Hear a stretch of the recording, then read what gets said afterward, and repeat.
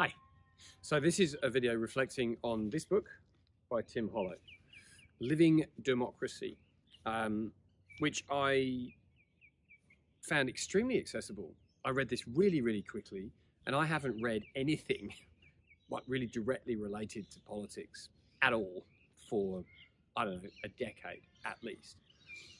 But what Tim's done here is, really a beautiful synthesis of, there is some theorizing, there is some conceptual stuff, but there's also a lot of storytelling about where in the world this kind of organizing is happening.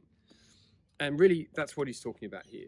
Different ways of organizing to make decisions that are typically associated with the political realm at the local, state, and federal level. If you're in Australia or America, that's the kind of way it goes.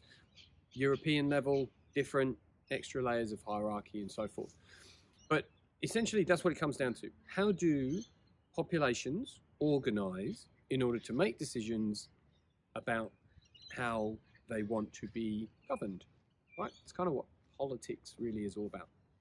And essentially what Tim is saying here is that bringing more life-honoring practices into how communities, whole populations organize brings you into more life-fulfilling decisions from which governing itself can become more of a life-fulfilling process, right? Like in very short.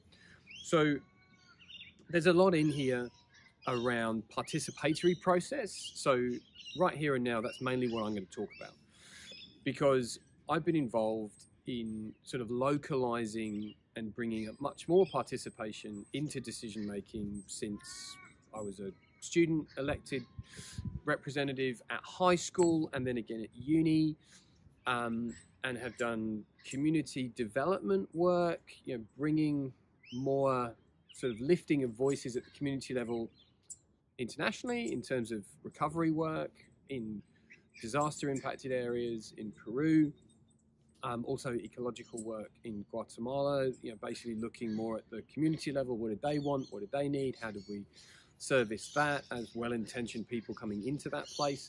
And then over the last 3 years here in place in southern New South Wales since the bushfires have come through.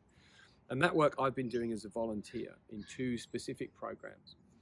And what I can say is in those experiences that I have directly had, when processes and design flows serve to give more participation, to give more space to everybody, the full diversity of views to be heard, what tends to happen most of the time is that there's more shared intention than there is polemic intention. That there is more desire to move forward than there is to stay where you are or move backwards.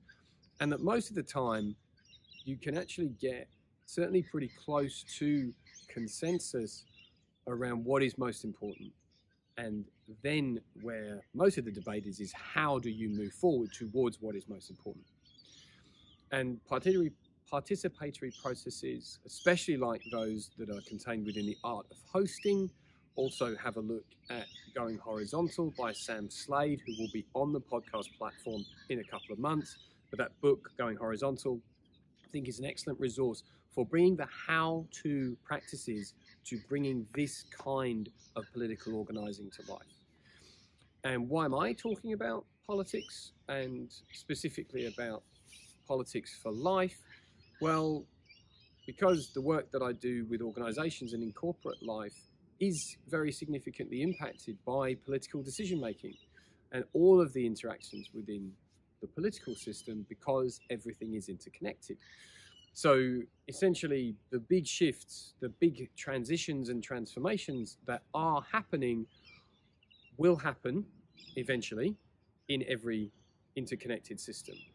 In the meantime, I think the more energy and life we can bring to all these interrelated systems, the faster these transitions will be life-affirming and hopefully productive for all. And I just want to finish this little video with a segment from the book that I thought I had dog-eared.